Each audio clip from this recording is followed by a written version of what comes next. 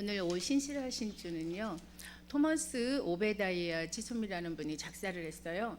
그리고 작곡은 그의 친구인 러니어 목사님이 했고요. 공명은 페이포너스라고 해서 진실, 신실함, 이것을 작곡가가 이 가사, 찬양의 이 가사의 내용에서 따내서 그렇게 만든 거예요. 찬송가에 보면 그게 써 있어요.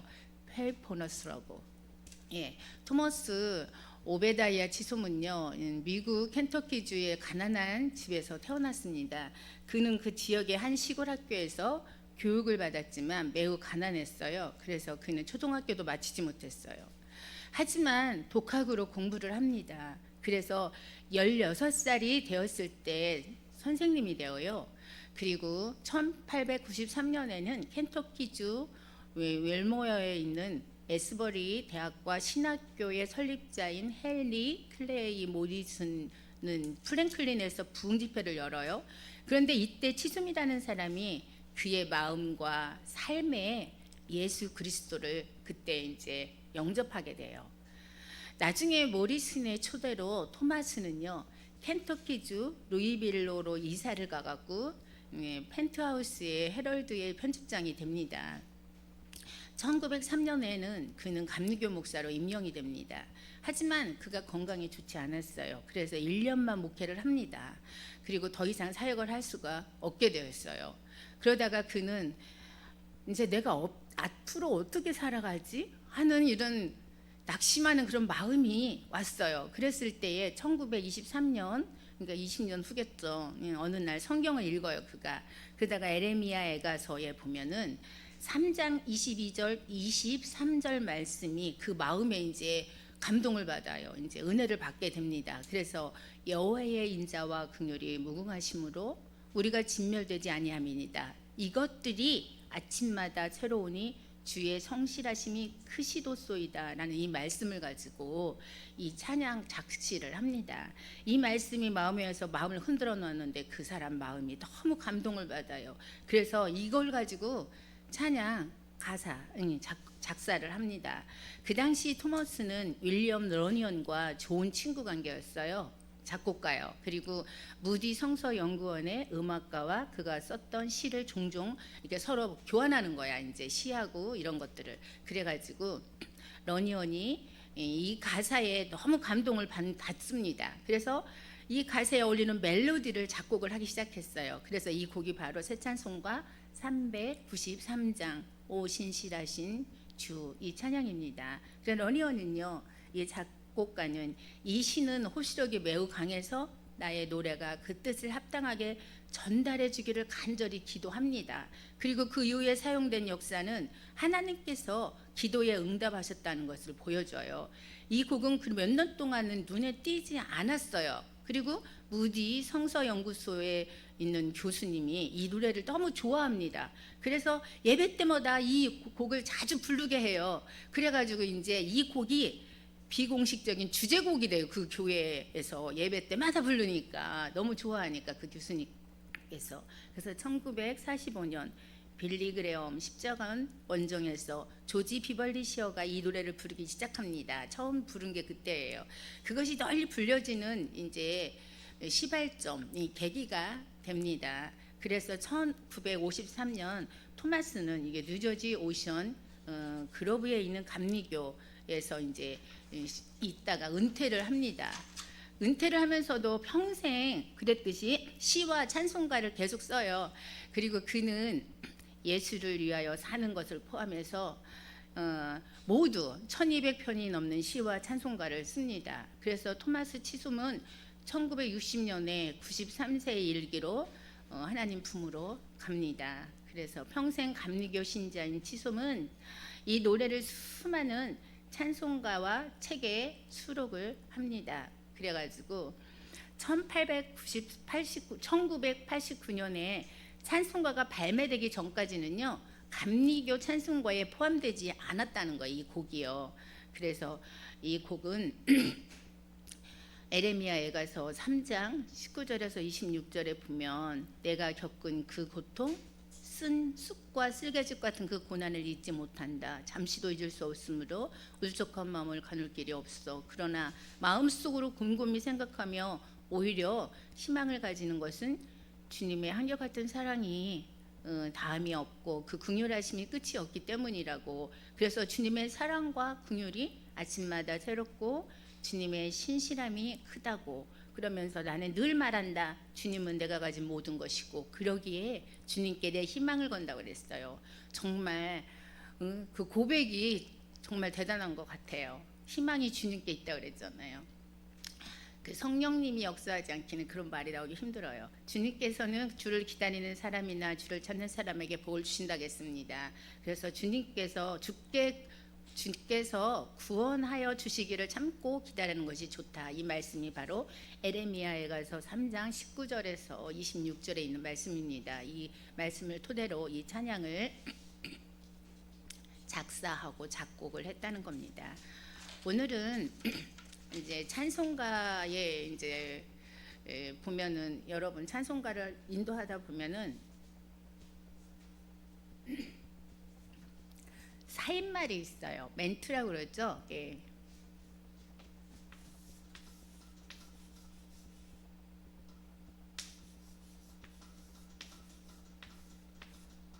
코멘트요. 예, 코멘트를 한번 우리 배워보기로 하겠습니다. 이제 물론 멘트 잘 하시겠지만 어떤 멘트를 어떻게 해야 되고, 그 다음에 어떤 걸 주의해야 되며 언제 해야 되는지, 그런 것들을 좀 찬송가 예배 인도할 때 사회자의 멘트나 예배자의 멘트가 있는데 그걸 다 하기에는 시간이 부족하니까, 우리가 필요한 지금 종교 음악 시간이니까 시간이 나오면 사회자 멘트도 어떻게 해야 되는지, 예배자의 멘트는 어떻게 해야 되는지, 아니면 해드리는데 시간이 되면요, 안 되니까, 안 되면 오늘은 제일 중요한 찬양 사역자들이 하는 찬양 인도시의 멘트에 대해서 오늘 코멘트 한번 살펴보려고 합니다. 멘트란 무엇일까요? 사전에 보면 이렇게 방송에서의 진행자나 또는 예식에서의, 예식이라는 건 다 포함해요. 예배 의식도 예식이죠. 예, 사회자가 하는 말, 사이사이 하는 말, 사인말이라고 하죠. 이게 멘트라고 합니다. 멘트는요, 주로 어떤 일이나 상황에 대한 발언이나 대사나 표현 등을 의미하는 단어입니다. 그래서 영어 단어에는 어나운스먼트의 뒷부분, 어나운스먼트라고 해요. 그런데 그 뒷부분에 멘트만 딱 따가지고 유래한 것으로 추정이 되지만, 그게 뭐냐, 그 뜻은 한 말씀 해주세요. 예, 그리고 진행 발언, 그런 의미로 사용되는 게 바로 멘트입니다. 그런데 미국인들은요, 어나운스먼트를 줄여서 멘트 이렇게 우리처럼 사용하잖아요. 그러니까 영어에는 없는 말이에요. 어나운스먼트라는 건. 예, 그렇게 멘트라는 게, 그거는 한국에서만 사용하는, 멘트는 콩글리시예요. 그런데 왜 그렇게 이렇게 사용하게 되느냐? 멘트는 한국에서 사용되는 표현이지만 영어다에서는 이렇게 코멘트라고 이렇게 여기에서 유래를 했습니다. 실제 영어는 다르게 사용하는 게 바로 우리는 멘트라고 그러죠. 코멘트라고 안 하죠. 좁게는 이게 좁은 의미로 이걸 말한다면 발언이나 대사나 한마디, 진행 멘트 등으로 해석을 하지만, 넓은 의미에서는 어떠한 상황이나 사건에 대한 짧은 언급이나 설명을 의미하는 게 바로 멘트입니다. 멘트의 종류에도 있습니다. 첫 번째는요, 이렇게 도입하는 도입 멘트가 있어요. 제일 첫 부분에 하는 멘트, 그 앞 멘트라고 하고, 처음 만났을 때 하는 멘트예요. 사회자들이 처음 진행할 때 뭐라고 합니까? 안녕하십니까? 반갑습니다. 이런 것들이 바로 도입 멘트예요. 예, 그래서 오늘 날씨가 참 좋습니다. 아니면 오늘 날씨가 덥습니다. 이런 것들도 예, 짧은 멘트, 이게 처음 만났을 때 그 도입 멘트, 인사 멘트죠. 그러면 이제 가운데 멘트가 있어요. 중간 멘트라고 그러는데요. 이야기의 중심 내용을 전달하거나 전개하는 멘트예요. 그래서 오늘 주제가 뭔지에 대한 설명이나 정보 전달이나 질문 등을 포함된 멘트를 바로 중간 그 내용 전달하는 멘트라고 그래요. 그러면 맨 끝부분에 멘트가 있어요. 마무리 멘트가 있어요. 마무리 결론 맺을 때 어떻게 합니까? 다음을 기약하는 거니까 어떻게 해요? 다음에 또 이야기 나눕시다라든가 다음에 또 봬요 라든가 이런 얘기를 하죠. 그게 바로 멘트예요. 멘트 별거 아니죠. 예, 그렇지만 그게 중요하지만 또 일부분 중요하지 않을 수도 있어요. 오늘은 예배 안에서의 멘트는 예배 인도자가 노래가 아닌 말로 회중들에게 이 커뮤니케이션을 전하는 것을 말합니다. 그래서 예배 인도의 스킬 중에서 가장 많이 사용하는, 잘 사용하면 참 중요하고 좋은 멘트예요. 하지만 많은 예배 인도자들이 실수하는 것 중에 하나가 멘트예요. 그런데 아이러니하게도 예배를 돕기도 해요, 그게. 하지만 또 방해도 한다는 거예요. 멘트를 너무 길게 하든지 아니면 너무 개인적인 것을 말함으로 인해서 그 황금 같은 시간을 허비하고 비효율적으로 그 시간을 낭비하는 경우가 있어요. 그런 것들이 생각보다 종종 많이 일어난다는 거예요. 사회자도 마찬가지. 와갖고 사회는 사회만 보면 되는데 참 자기가 뭐 은혜 많이 받으셨죠? 뭐 하셨죠? 하면서 계속 거기에 있는 것만 멘트를 해야 돼요, 원래 사회자는. 그런데 뭐 나중에 시간 되면 말씀드리겠지만 별 얘기를 다 하다 보면 시간을 다 잡아먹습니다. 그래서 멘트라는 거는 적절함이 있어야 돼요. 적절성이 있어야 되겠죠. 적절한 멘트를 해야 된다는 거예요. 아무리 좋은 말도 그 상황과 그것을 받아들이는 그 회중들이 예배의 성격을 고려할지 이거 고려할 것이 많잖아요. 그렇기 때문에 적절한 멘트를 해야 된다는 거죠.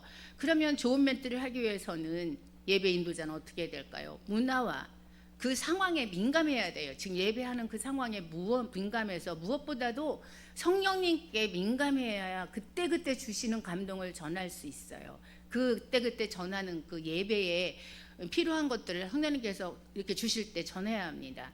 성령님은요, 지각이 뛰어나신 예수 그리스도의 영입니다. 그래서 예배 인도자에게 가장 온전하고 적절한 말씀으로 인도해 주시는 분이십니다. 그래서 그 성령님께 민감하고 그다음에 함께 예배하는 예배자들과 그 상황에 맞게 적절한 멘트를 구사할 수 있는 예배 인도자라면 얼마나 탁월한 예배 인도자일까요? 그 다음 뭘까요? 간결해야 돼요. 너무 기르면 안 돼. 장황스럽게 길게 막 창세기부터 요한계시록까지 가면 안 된다는 거예요. 간결성이 있어야 되겠죠. 멘트는 그래서 그 시간의 주제는 뭡니까? 노래가 일단은 주제잖아요. 어쨌든 찬양을 해야 되잖아요. 예, 그 찬양을 감동 있게 부름으로써 깊은 하나님 앞으로 나가는 그 임재에 나가기 위해서는 꼭 필요한 멘트가 또 있어야 됩니다. 그래서 예배 인도자는요, 짧은 문장으로 멘트를 만드는 훈련을 해야 됩니다. 그래서 그 만들어진 멘트를 임팩트 있게 전해야 된다는 겁니다. 그 다음에는 뭘까요? 준비를 해야 되겠죠. 멘트 준비요. 예, 준비성이 있어야 되겠죠. 예배 인도자의 실수하는 것이 뭐냐? 멘트 그까지 것 아무것도 아니지. 뭐 그냥 생각나는 대로 말하면 되지. 그러면서 쉽게 생각할 수가 있어요. 그게 바로 실수의 첫걸음입니다. 준비 없이 순간적으로 멘트하다가 실수하는 경우들이 종종 있어요. 멘트는 먼저 예배를 위한 중보기도, 찬송을 이렇게 우리가 콘티라고 했죠, 지난 시간에. 짜면서 기도하면서 멘트를 주세요 하고 기도하셔야 돼요. 그래서 주신 그 멘트를 예배하는 자들이 하나님을 향한 그 마음이 어떤 건지 하나님이 전해준 거를 그들한테 전해야 된다는 겁니다. 그래서 멘트는 정확해야 되겠죠. 불분명한 멘트를 해서는 안 돼요. 정확성이 있어야 돼요. 정확한 것은 내용과 정확한 발음, 정확한 감정으로 호소할 수 있는 멘트가 관역에 꽂힌 화살과 같지 않을 수가 있겠습니까? 예배자의 심장을 흔들 수 있는 그 멘트들, 내용, 그 다음에 정확성이 있어야 된다는 거죠. 예배 이렇게 찬양 멘트는요, 찬양을 시작하기 전에 예배 참여자들에게 찬양의 의미와 목적을 알려주는, 지금 예배 시작합니다, 어떤 예배를 합니다 하는 그 목적을 알려주는 목적이 있는 멘트입니다. 그래서 찬양 멘트는 찬양의 주제나 찬양을 통해 이루고자 하는 것을 담아가지고 찬양의 분위기를 또한 조성하면서 예배의 참여자들이 찬양을 집중해서 들을 수 있도록 하는 그런 멘트를 해야 돼요. 그래서 찬양의 주제와 목적을 담아서 멘트를 하고 예배자들이 찬양에 집중할 수 있도록, 예를 들어서 뭐라고 합니까? 오늘 이 찬양을 통해서 우리 주님 사랑을 느끼면서 우리 주님을 찬양하고 그분께 영광을 돌리도록 우리 다 함께 힘찬 박수로 시작하며 찬양 드리겠습니다. 찬양합시다. 이런 식으로 이렇게 멘트를 시작하면 첫 스타트를 끊으면서 지금 찬양하자고 지금 멘트 했구나. 이게 오잖아요. 그래서 찬양 멘트는 찬양의 종류나 찬양의 주제, 예배의 분위기에 따라서 다양하게 표현할 수 있다는 겁니다. 그래서 찬양 도중에 멘트를 하는 목적은 이 회중들이 더욱 적극적으로 하나님을 찬양하도록 그 예배를 이끌어가면서 경배를 하게 만드는 거예요. 그래서 동기부여를 하기 위해서 하는 거 맞잖아요. 예배에 참여하고 찬양하는 하기 위해서 이렇게 동기부여를 하기 위해서 멘트하는 거예요. 그래서 회중들이 영적으로 이렇게 집중할 수 있게 왔을 때 회중들은 일단은 들어와서 무슨 마음의 준비가 있나, 일단 자리에 앉았지 무슨 아무 준비 없잖아요. 그럴 때 마음문 열게 하기 위해서는 이제 멘트를 먼저 시작합니다. 그래서 그 마음문을 그 멘트 하는 동안 열어줄 수 있도록. 그러니까 첫 멘트가 얼마나 중요하겠습니까? 그렇죠? 그 다음에 분위기를 전환시킬 때도 멘트를 해요. 계속적으로 찬양만 한다고 해서 은혜가 되는 건 아닙니다. 때론 멘트를 통해서 그 흐름을 조절할 필요가 있을 때도 있습니다. 그럴 때 그 인도하시는 분은 감정적인 호소와 함께 짧고 임팩트 있게 회중들의 흐름을 이렇게 놓지 않고 예배를 드릴 수 있도록 멘트를 통해서 이 분위기를 이렇게 장악할 수 있어야 한다는 거예요. 그리고 나서 예배를 하다 보면은요, 하나님의 감동과 계시가 마음 가운데 이렇게 충만히 임해갖고 예배를 이끌어가는 성령님을 여러분 경험하실 때가 있을 겁니다. 그때 나의 생각, 내 의지가 아니고요, 철저히 주님의 감동을 전하는 멘트가 있어야 돼요. 내 생각을 너무 주입하려고 하면 안 됩니다. 찬양 인도하시는 사람들은 이미 그 멘트라든가 그 이제 인도하려는 그 준비가 되어 있어요. 그리고 기도하고 올라온 사람들이잖아요. 그러나 회중들은 아직 그런 상태가 되어 있지 않다고 했잖아요. 그래서 멘트는 이런 회중들에게 이제 발동을 걸리도록 찬양할 수 있게 하나님께 이렇게 마음이 향할 수 있도록 권고하고 격려하기 위해서 이끄는 멘트이면 그게 중요하겠죠. 그런 멘트면 좋습니다. 잘 준비된 멘트는 아직 덤덤하게 마음을 열고 있지 않는 그런 회중들에게 마음을 열 수 있는 그런 멘트를 해서 하나님께 집중하도록 하는 그런 역할을 하는 멘트를 해야 돼요. 그래서 회중들로 하여금 찬양을 하게끔 결심하도록 하는 역할하는 멘트. 그리고 주제를 부각시키는 멘트는요, 찬양을 주제에 맞게 잘 이끌어갈 수가 있다는 겁니다. 그래서 멘트는 어떤 걸로 하면 좋으냐? 성구는 뭐예요? 성경에 있는 말씀 구절구절을요, 예화나 이런 거를 준비하시면 되는데 아무거나 하면 안 돼요. 너무 길면 안 돼요. 그 주제에 맞는 짧은 성구가 있습니다. 그런 거를 하면 효과적이에요. 그래서 다음 또한 가사에 집중할 수 있도록 가사 멘트가 있습니다. 그래서 찬양 드리다 말고 이제 가사를 한번 불러주면서 다음 곡이 이 곡이구나, 그런 걸 예고를 해주죠. 그러면 그 모든 회중들이 찬양이 어떤 것인지를 이미 이제 짐작을 합니다. 어떤 때는 인도자가 가사를 이제 계속 불러주면서 찬양할 수도 있어요. 왜? 깜깜한 곳에서 찬양할 때는 인도자가 가사를 불러주면서 그분들이 가사를 모를 때는 불러주면서 하면은 그분들은 그 가사를 따라서 찬양을 드릴 수 있잖아요.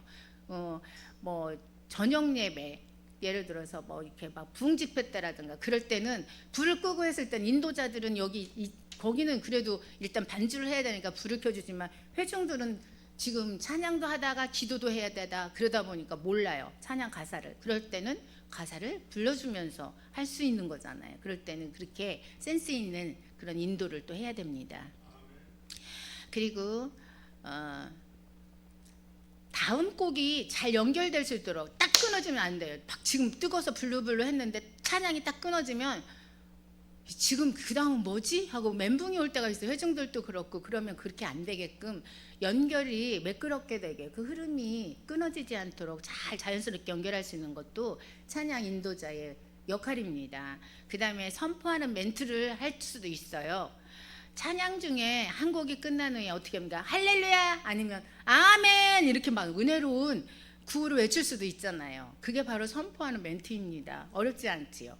예, 그래서 여러분 어둠의 세력은 물러간 줄 믿습니다. 막 이렇게 하면서도 멘트할 수 있고요. 그 다음에 예수 그리스도의 예수님의 이름은 능력이 있습니다. 권세가 있습니다. 이런 멘트 할 수 있잖아요. 예, 그리고 성령님인 성령님의 그 능력이 지금 우리에게 임할 줄 믿습니다 하면서 선포하는 그런 멘트를 또 할 수 있어요. 그래서 우리 살아계신 하나님께 우리 정말 다 함께 힘차게 찬양 올려드립시다. 이런 멘트도 할 수 있고요. 또 지시할 때 멘트를 해요. 어떤 때요? 무언가를 회중들한테 지시할 때가 또 있습니다. 필요할 때가 있어요. 왜요? 두 손 들고 우리 찬양 드립시다 할 때는 지시잖아요. 예, 그리고 어떻게 합니까? 또 회중들을 이렇게 지시할 때 두 손 들고 찬양. 그러면 어떻게 합니까?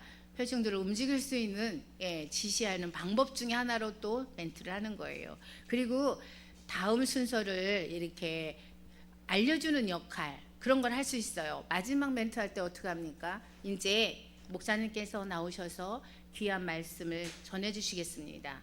멘트 해야 되잖아요. 그냥 쭉 들어가 버리면 그 얼마나 뭐예요. 예배가 흐름이 깨지잖아요. 그러니까 마무리 멘트를 할 때는 어떻게 해요? 이제 목사님께서 나오셔갖고 귀한 말씀 전해주시겠습니다. 그런 멘트 꼭 해주셔야 이제 예배 우리 이제 찬양이 끝나고 이제 말씀으로 들어가는구나 알잖아요. 그 다음에 기도할 때도 멘트가 필요해요. 그런데 기도 멘트는 거의 두 가지를 볼 수 있는데, 첫 번째는 찬양하는 중에 인도자가 혼자서 막 기도를 올릴 때도 있어요. 그러면 회중들은 어떻게 합니까? 반응으로 찬양을 드릴 수도 있고 아멘으로 응답할 수도 있어요. 화답할 수도 있고요. 왜? 그 마음이 내 마음이니까 그렇게 할 수도 있고요. 두 번째는 회중들에게 합심기도를 시킬 때에 합심기도를 하기 위해서 멘트하는 경우가 있습니다. 다 같이 주제를 불러주. 이때는 인도자는 멘트를 통해서 기도의 그 제목, 그 주제를 회중들한테 말을 하여 선포를 합니다. 오늘은 전도에 대해서 우리 다 같이 두 손 들고 하나님께 주님 한 번 부르고 부르짖겠습니다 뭐 이런 식으로 멘트를 해줘야 지금 이제 우리 합심기도 하라는 거구나 이걸 알잖아요. 아니면 성령 충만을 받기 위해서 우리 기도하시겠습니다 뭐 이런 식으로 멘트를 짧게, 구하고 또 찾는 자에게 주시겠다고 약속하신 성령님을 지금 이 시간에게 나에게 충만케 해달라고 간절하게 기도하시겠습니다. 다 같이 주님 한 번 부르고 기도합니다. 이런 식으로 멘트를 해야 합니다. 그러나 주의할 것이 있습니다. 여러분, 인도자가 너무 막 충만해요. 열정이 막 넘쳐요. 그래가지고 멘트를 하다 보니까 아주 막 설교처럼 막 할 수 있는 경우가 있어요. 주의해야 됩니다. 왜요? 이제 이 찬양이 끝나고 인도자의 그 멘트가 짧고 간결해서 주님을 향한 이렇게 그 회중들이 그 마음이 열려가지고 찬양을 드려야 합니다. 그게 제일 급선무예요. 그리고 그 다음에 뭐가 있어요? 목사님의 설교가 있어요. 근데 자기가 다 해버리면 목사님 설교는 뭐 하라는 겁니까? 설교를 이렇게 준비하신 목사님이고 시간이 다 맡은 순서가 있는데 그렇잖아요. 그러니까 멘트는 간결하고 짧게. 그리고 또 한 가지 주의할 사항이 있어요.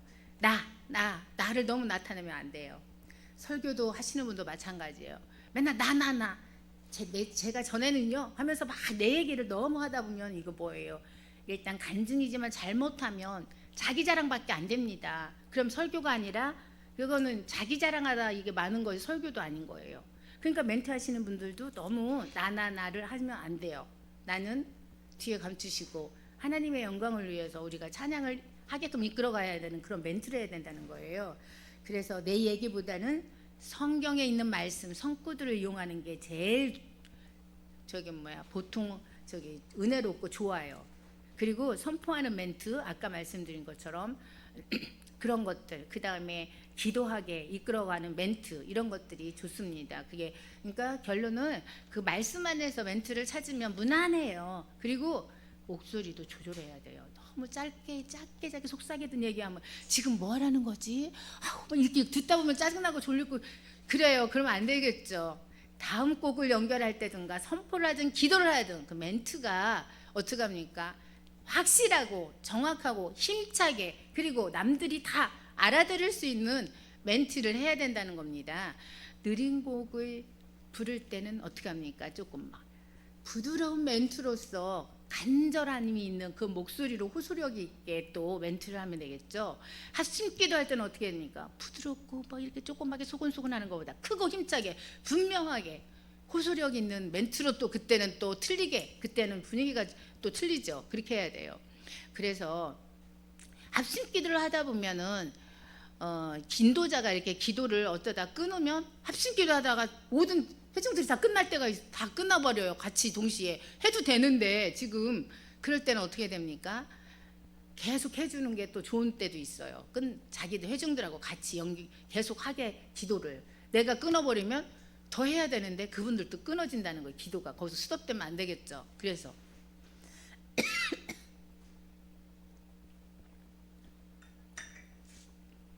그럴 때는 센스 있게 계속 해줘야 됩니다. 다시 정리해 드리자면 멘트는 언제 하냐고요? 예배 처음 도입할 때, 처음 시작할 때예요. 회중들을 환영하는 멘트로 시작한다겠죠? 그때는 짧고 밝고 위트 있는 멘트를 시작합니다.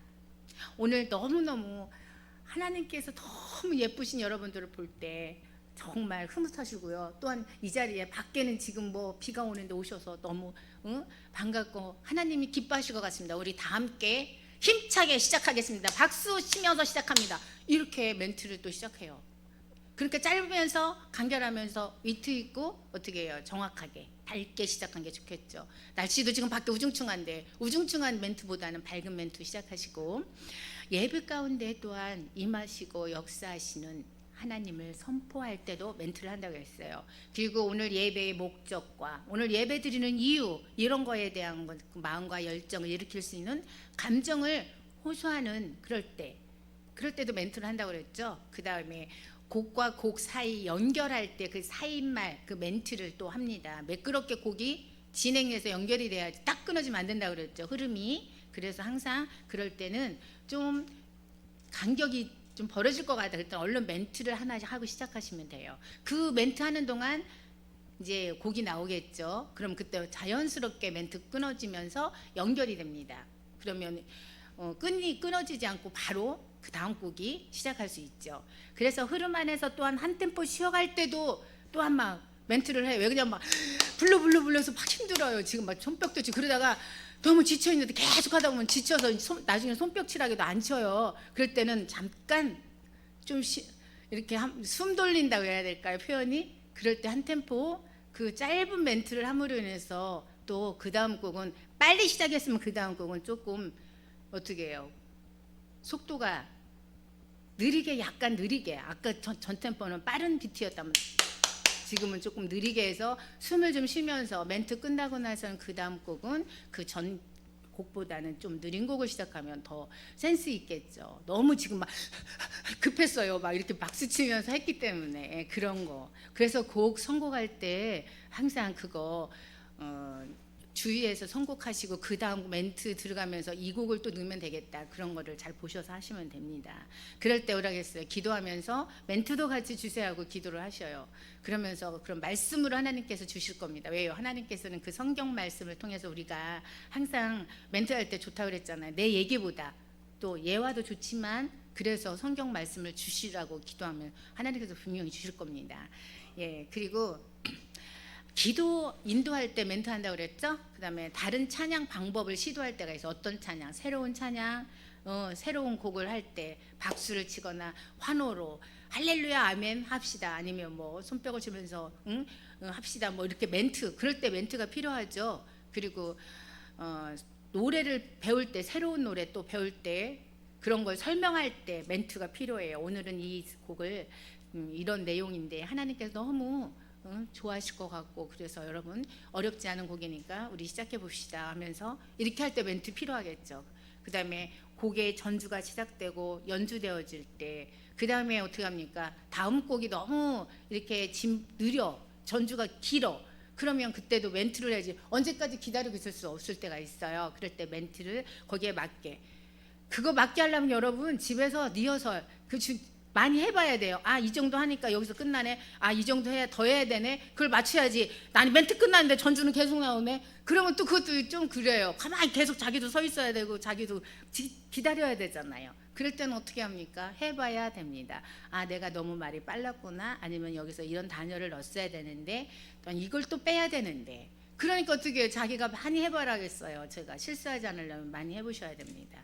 그리고 곡을 부르는 중에 감동이 와요. 성령님이 주시는 그 임재를 체험할 때 그냥 감동이 오면 그거를 그냥 넘기지 마시고 선포를 하세요. 손을 들거나 큰 소리로 찬양하자고 이제 또 인도할 때가 있어요. 그럴 때 멘트 하자고 그랬죠. 그다음에 그 분위기가 너무 다운됐을 때 업시켜야 돼. 그러면 그때도 또 멘트를 해야 돼요. 그럼 마지막 제가 마무리할 때 어떻게 하겠어요? 멘트라겠죠. 멘트를 해서 마무리를 하면서 그 다음 순서가 뭔지를 또 이렇게 해주면 연결이 되잖아요. 예, 준비 그 모든 회중들이 또한 마음에 또 준비도 하잖아요. 아, 다음에는 뭐가 이렇게 다음에 기도 순서구나, 아니면 다음에 누가 와서 특송을 하는구나, 아니면 다음에 설교 시간이구나. 그런 것들이 또 준비가 되잖아요. 예. 그래서 가능하면 멘트 없는 찬양이 더 훌륭한 예배예요. 사실은요. 잘못해가지고 괜히 그럼 여태 지금 뭐 한 거예요? 또 그럴 거죠. 하지만 멘트, 그런데도 멘트가 필요해요. 왜냐하면 멘트가 왜 저기 없이 하는 게 좋냐 하면, 찬양 인도자의 멘트는 하나님을 향한 부분이 아니고 회중들을 지금 이끌려고 막 하는 거니까 회중들을 향한 멘트잖아요. 하나님을 위해서 지금 뭐 한 게 별로 없어. 회중들을 지금 막 졸거나 뭐 하면은 분위기가 다운되거나 업시키기 위해서 우리 이렇게 어쩌시다 이런 거지. 하나님 뭐 찬양하고 뭘 이런 거 별로 없어요. 그런 것들은 지금 회중들을 이끌기 위해서 하는 멘트예요. 왜? 하나님께 더 가까이 나아가기 위해서, 응? 하나님의 임재를 체험하게 하기 위해서 그 이끌려고 하는 게 멘트예요. 그럼에도 불구하고 어떻게 된다고요? 멘트가 필요하다는 거예요. 예. 멘트의 방법은 성구 멘트가 좋다고 그랬죠. 가장 무난해요. 그래서 그날의 주제, 그 예배의 주제와 일치하는 것이면 가장 좋아요. 가장 센스 있는 멘트겠죠. 예. 그리고 두 번째는 기도 멘트라고 그랬죠. 기도 멘트는 사실 뭐 기도죠. 하나님 감사합니다. 뭐 우리의 찬양을 받아주시옵소서. 눈 감고 하나님 우리의 찬양을 받아주시옵소서 하면서 벌써 시작했어요. 그 짧은 멘트지만 기도 멘트로 시작한 거예요. 이런 것들. 그리고 이렇게 찬양만 하다가 계속 찬양만 하지 마시고요. 두세 곡 했으면 오늘 주제에 대한 걸 하나씩 선포하면서 합심 기도를 시키세요. 그래서 성령님의 임재를 느끼게 하면 됩니다. 회중들이 모두 중간중간에 기도시키면 좋습니다. 지금 그런데 이것도요, 이렇게 기도합시다 이거보다 자 이 시간 함께 기도하겠습니다 이렇게 하지 마시고요. 찬양을 하세요. 일단 하다가 그 인도자가 쥐 하고 하면은 기도할 수밖에 없어요. 인도자가 기도하라는 거 기도하네? 그럼 기도하지 뭐 혼자 찬양하겠어요? 그런 식으로 이렇게 자연스럽게 기도를 이끌어내는 거예요. 회중들한테. 그런 방법도 좋습니다. 그냥 무조건 지금 기도하겠습니다 두세 번 다시 기도하겠습니다 계속 하는 것보다 한 번씩은 그렇게 가끔 하는 게 얼마나 센스 있어요. 그렇죠? 그런 것도 괜찮겠죠. 그래서 기도를 저절하게끔 안 이끌어내는 그런 이게 멘트하고 그다음에 찬양 사역자가 되면 더 좋겠죠. 예, 찬양 인도할 때. 그다음에 예화 멘트라는 것이 있죠. 주제에 맞는 예화를 가지고 또 이렇게 이야기하는 것도 괜찮아요. 그리고 유머 같은 걸 또 준비해도 좋아요. 어떤 목사님, 부흥강사 목사님 항상 설교하기 전에 이렇게 유머를 하나 해요. 그리고 설교 시작해요. 그러면 그 모든 회중들이 얼마나 막 기분이 이제 업돼 있고요. 반짝반짝해요. 졸지도 않아요. 위트 있게 시작한 거잖아요. 그러니까 그 말이 얼마나 할 때마다 한 말 한 말이 어떻게 해요? 땅에 떨어지지 않고 그 마음속에 진짜 씨를 뿌리는 거잖아요. 그런 위트가 있으면 그게 얼마나 좋겠습니까? 위트 있는 이렇게 유머, 그다음에 이런 걸 준비해서 시작하는 것도 괜찮아요. 그럼 한바탕 활짝 웃고 나서 시작하면 얼마나 마음이 열려 있겠어요. 그러니 무슨 찬양을 해도 다 이제 할 수 있어. 예. 왜 그러냐면 분위기도 좋으니까. 그래서 마음을 열 수 있는 거. 예, 그래서 찬양도 더 잘할 수 있을 거예요. 예, 그래서 그렇게 발동을 이렇게 걸어주는 거예요. 그래서 찬양을 자연스럽게 할 수 있도록.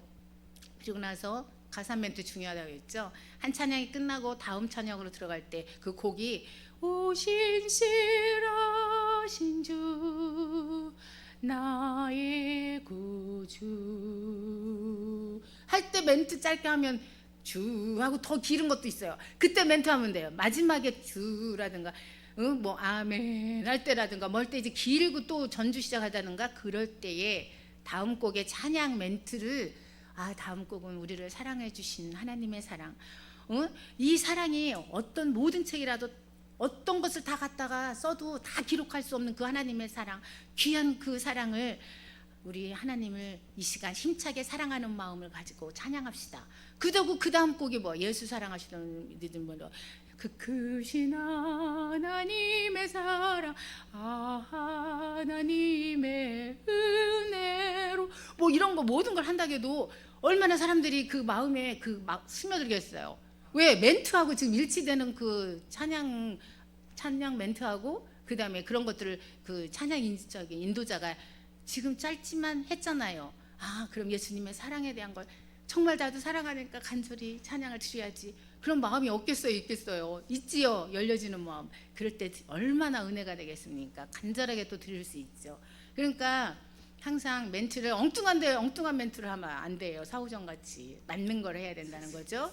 그러므로 인도자는 적당한 간격으로 멘트하고 찬양을 연결할 수 있도록 늘 꾸준히 부단히 연습을 해야 돼요. 그렇죠? 그 다음에 멘트할 때의 주의사항은요, 찬양의 주제와 목적을 정확하게 전달을 해야 한다는 거예요. 그리고 얼버무리듯이 하면 안 돼요. 그리고 세속적인 단어를 사용하는 걸 자제해야 돼요. 안 하는 게 좋아요, 세상 말은.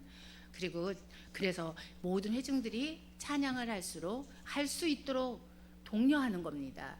그리고 제가 말씀드렸죠. 개인적인 간증은 하지 않는 게 좋아요. 혹시라도 하게 되면 짧게 하세요. 길게 하는 건 금물입니다. 길게 하지 말라는 거예요. 창세기부터 요한계시록까지 하면 안 됩니다. 그리고 정확하고 간결하고 명확하게 멘트를 해야 한다는 거예요. 그리고 혹시라도 하다가 실수할 경우가 있어요. 그래도 당당하세요. 항상 자신감을 갖고 하세요. 누구나 실수합니다. 우리는 완벽하지 않아요. 저도 얼마나 실수를 많이 합니까? 그래도 그냥 당당하게 해야 됩니다. 얼굴에 다 표나지 않고 그거 하기는 어렵지만 그래도 실수한 거는 어떻게 해요? 이미 실수했는데 물이 엎질러지는데 어떻게 담을 수 없듯이 그냥 넘기면서 잘 극복하면서 하다 보면 이제 나중에는 잘하게 돼요. 그치요? 예. 한두 번 하다 보면 이제 한 번, 두 번, 세 번 하다 보면 처음은 어렵지만 실수도 줄어지고 이제 자신감이 생겨서 잘하게 됩니다. 그리고 될 수 있으면 그 멘트를 외워서 하면 좋겠죠. 그 시상식 때 보면 멘트 같은 거 그 긴 거를 외우는 사람 많죠. 그 사회자 보면은 길은 것도 외지만 짧은 것들은 다 외워서 하지 보면서 계속 이렇게 막 들여다보면서 이렇게 하진 않아요. 이미 외워서 한 줄 외우든 하죠. 말을 하잖아요. 그렇듯이 멘트는 될 수 있으면 외워서 하면 좋습니다. 그래야 더 은혜스럽잖아요. 그렇죠? 예. 그리고 사회자 느낌으로 해서 이번에는요 이 찬양 하겠습니다. 예, 이번에는 이 찬양 하겠습니다. 이런 식으로 딱딱 끊어서 무슨 사회 보는 것도 아니고 일반 그렇게 해서는 또 안 됩니다. 또 아니면 너무 배꼽 잡고 웃게만 해서도 또 안 되겠죠. 일본 개그맨들처럼. 예, 그래서는 또 안 되고요. 그래서 짧고 간결한 멘트가 좋다겠어요. 길지 않게. 그래서 멘트는 찬양 경배 찬양하는 데 필수 요소는 아니라겠어요. 노코멘트가 좋다고 그랬어요. 멘트 없는 것이 또한 가장 좋아요. 하지만 필요도 하다고 그랬어요. 회중들의 마음을 열고 찬양 드리기 시작했다면 이제 열중해서 찬양 드렸는데 딱 끊고 멘트 할 필요는 없어요. 그때는 내가 멘트를 준비했다 하더라도 내가 찬양을 회중들이 하기 위해서 멘트를 준비한 거지. 그런데 지금 열심히 하고 있는데 끊어서 그걸 다 하려고 하지 마세요. 그건 넌센스고 그때는 계속 찬양만 드리면 돼요. 왜요? 지금 열심히 지금 성령의 불이 붙어서 찬양을 열어서 하고 있는데 쓸데없는 멘트 안 하는 게 좋아요. 그리고 나서 마지막 뭐예요? 멘트가 길어지면 안 된다 했죠? 그 다음 목사님의 설교가 있으니까 또 다른 설교할 필요 없어요. 멘트가 길어지면 그게 설교잖아요. 그래서 멘트의 분위기를 생각하면서 처음에 어떻게 해요? 밝고 경쾌하게 멘트를 시작하라겠어요. 유머도 첫 부분에 사용하면 좋다고 그랬어요. 왜? 회중들의 마음을 열 때 필요해요. 예, 그래서 좋고 그 다음에 멘트 했을 때 분위기에 맞게 해야지 엉뚱하게 하면 안 된다고 그랬어요. 그리고 목소리를 항상 표정을 담아서 밝고 경쾌하고 보기만 해도 찬양이 저절로 하고 싶은 그런 목소리라든가 표정도 해야 돼요.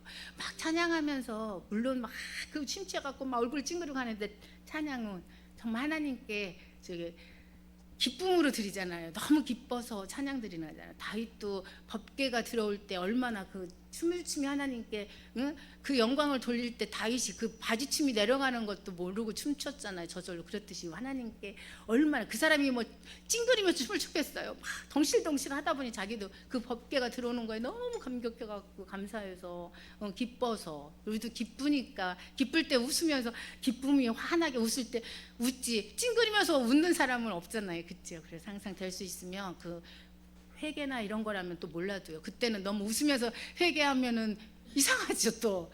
응? 좀 이거 2%가 좀 모자라나 그러는데 그때 빼놓고는 다 웃으면서 찬양하면 좋아요. 특성을 드릴 때, 특별 찬양 드릴 때도 찡그리는 것보다는 웃으면서 방글방글 하나님께 찬양 드릴 때 그게 더 좋습니다. 표정을 목소리에도 표정을 담으셔야 좋고요. 그리고 너무 위압적이고 권위적인 목소리로 막 해서는 안 됩니다. 그리고 중간중간 구호 외치듯이 하는 것도 괜찮아요. 왜요? 회중들이 지금 좀 이렇게 집중하지 않는다든가 그럴 때는 그런 것도 또한 필요합니다. 그래서 집중해서 하나님께 찬양을 올려드릴 수 있는 그런 방법의 하나로 그런 구호 멘트, 선포 멘트 필요합니다. 그리고 부드러운 목소리가 더 좋겠죠? 목소리가 항상 이랬다 저랬다 힘찼다 부드럽다 그런 것과 항상 필요해요. 그리고 너무 기발한 말을 하려고 애쓸 필요는 없어요. 그냥 하면 됩니다. 이것저것 기발하게 하려고. 귀에만 듣기 좋은 표현은요, 아무리 큰 소리로 외친다 해도 회중들의 마음을, 상대방 마음을 움직일 수가 없어요. 복음을 중심으로, 그냥 말씀 중심으로 간단하고 분명한 멘트가 더 마음을 움직인다는 거예요. 예수 그리스도의 이름에 능력이 있습니다. 이런 식으로 해도 되잖아요. 예. 진지한 자세가 필요하겠죠. 너무 막 이렇게 가볍게 하면 안 돼요. 진심을 담아서 멘트를 하셔야지. 정말 한마디 한마디라도 한마디 한마디가 정말 진지하고 진심 어린 말이구나. 표정을 봐도 이래야지. 껄렁껄렁 이러면 누가 그거 찬양하고 저분 어떤 마음으로 지금 저기 쓴 거야. 이렇게 되잖아요. 그렇죠? 표정과 그 자세, 행동, 멘트, 멘트니까 그 내용이 얼마나 중요한지 모릅니다. 예. 하나님께서 교회에 필요한 말씀을 또한 멘트할 때, 찬양할 때 주실 때가 있어요. 그럴 때는 그 멘트를 조금 바꾸셔야 되겠죠? 주시는 지금 멘트대로 하면 됩니다. 하나님께서 직사포를 쏴주실 때가 있어요. 예. 또 아니면 안 주면 어때요? 나는 이미 준비해서 진심을 담아서 하나님께 지금 찬양을 드려요. 마음을 쏟아서 목마른 사슴이 시냇물을 쫓듯 찾아 헤매듯이 나는 지금 하나님께 간절함으로 찬양을 이렇게 이끌어가면서 올렸다. 그러면 그걸로 충분해요. 왜요? 하나님께서는 그걸 또 받으시니까요. 그래서 멘트는 어떻게 했어요? 철저하게 준비해야 돼요. 멘트가 즉흥적으로도 할 수 있어요. 왜요? 사람들이 이렇게 달변가라든가 뭐 이렇게 잘하는 사람들은 즉흥적으로 잘 하더라고요. 그런데 그런 멘트가 감동을 이렇게 줄 때도 있지만 끼가 있는 사람은 좀 잘해요. 그렇죠? 그런데 즉흥적인 멘트를 주의할 때가 있습니다. 언제요? 성령님이 주시는 멘트에 둔해질 수가 있어요. 내가 내 감각으로, 내 지혜대로, 내 생각대로 그 나오는 대로 멘트를 이렇게 잘 조합해서 잘 하다 보면 어느 날 성령님께서 주시는 멘트를 놓칠 때 그 둔해지는 것을 주의해야 되니까 준비하라는 거예요. 예. 즉흥적인 멘트를 너무 하면 안 된다는 거죠. 어쩐 때 필요할 때도 있겠지만, 예. 그래서 기도를 하고요. 좋은 멘트가 할 수 있다는 건 기도로 준비를 하세요. 그리고 기도 가운데 만들어진 멘트가 더 회중들한테 은혜를 주고 감동을 줍니다. 그러니까 찬양 예배 목록을 준비하면서 콘티를 짤 때 하나님께 말씀 달라고 멘트 말씀 달라고 같이 기도하시면 돼요. 그러면 하나님께서 분명히 주시고자 하는 멘트가 있어요. 그리고 형식적인 멘트 하지 마세요. 맨날 보면 이빨은 맨날 하는 멘트, 맨날 형식적이고 상투적인 멘트 그런 거는 안 하시는 게 좋지요. 차라리 그냥 찬양만 하는 게 좋아요. 그럴 때는 자기가 이렇게 입버릇처럼 쓰는 말투가 있어요. 저한테도 있는데 제가 잘 모르겠지만 있습니다. 어떤 분은 자 설교할 때 이런 분이 있고 하는 분도 있고요. 그 틱처럼 이렇게 습관처럼 나오는 그런 것들도 있더라고요. 예, 그런 것들 좀 고치려고도 노력을 하셔야 될 거예요. 그다음에 의미 있는 은혜가 되는 감동을 주는 멘트를 하기 위해서는 어떻게 됩니까? 부단히 기도를 하시고 하나님께 구하는 수밖에 없습니다. 누구나 뭐 할 수 있나요? 기도밖에 없죠. 기도가 답입니다. 그리고 부정적인 멘트는 하면 안 돼요. 아유, 지난주에도 그랬는데 여러분이 그럼 되겠습니까? 하고 뭐 혼내듯이 그럼 되게요? 누가 오고 싶어 해서 맨날 그 모양이야. 해도 그럼 누가 하고 싶겠어요? 그렇죠? 그런 건 절대 피해야 돼요. 하면 절대 안 돼요. 오늘 하나님께 찬양 드리러 왔는데 여기 쓴 사람이 그렇게 말하면 되겠습니까? 내가 그랬잖아요. 한 사람씩 더 오고 앞에 앉으라고 그랬잖아요. 왜 뒤에 앉고? 그러면 자기가 또 기도를 하고 찬양 드리기 전에 미리 했어야지. 찬양을 드리면서 앞자리로 오세요. 그런 거 하지 마세요. 찬양은 이미 드리면서 이렇게 드리는 순간 하나님께 지금 찬양 드리고 예배 시작된 거라고 했죠. 준비 찬양 드리시겠습니다. 이런 멘트도 하지 말라고 그랬죠. 그랬는데 그걸 찬양을 이용해서 뭐 왔다 갔다 하거나 절대 안 됩니다. 예배는 하나님께 거룩하게 정말 진실하게 정성을 다해서 올려드려야 되는데 찬양 드리는 그 순간부터 예배가 시작된다고 생각하셔야 돼요.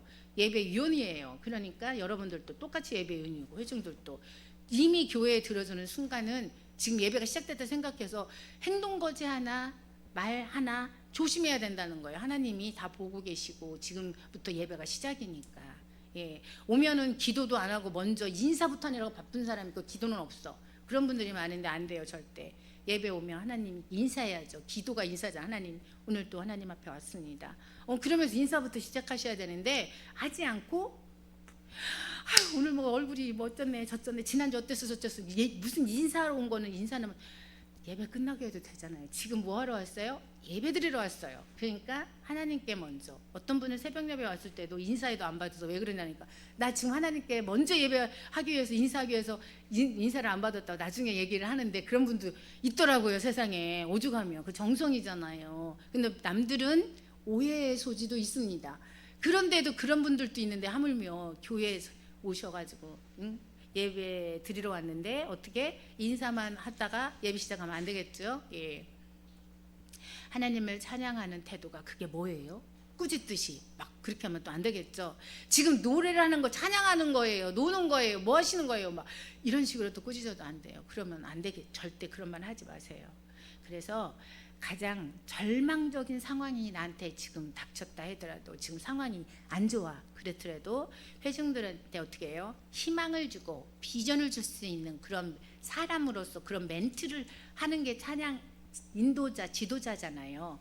그래서 그런 멘트를 해야 돼요. 그럴 때 하나님께서는 놀랍도록 이렇게 그 찬양 가운데 임재하고 역사하실 거예요. 그래서 찬양을 이렇게 인도해 가시는 분은 어떤 어려운 형편과 상황과 환경이 있을지라도 우리의 찬양 가운데 이렇게 하나님께서 임재 역사하신다 그랬죠. 찬양 가운데 거하시는 하나님을 믿고 그다음에 담대하게 표정 관리 잘하시면서 인도해 나가는 사람이 정말 유능한 인도자일 줄 믿습니다. 그래서 찬양 인도할 때 멘트는 우리의 목소리와 그 다음에 마음을 다해서 하나님께 지금 찬양을 드립시다 아니면 찬양 올려드립시다 하면서 시작하고 그런 식으로 좀 짧게 간결하게 정확하게 해서 이끌어가는 그러한 여러분 되시기를 간절히 축복합니다. 그런 찬양자 되기를 부탁드리고요. 오늘은 여기까지입니다. 감사합니다.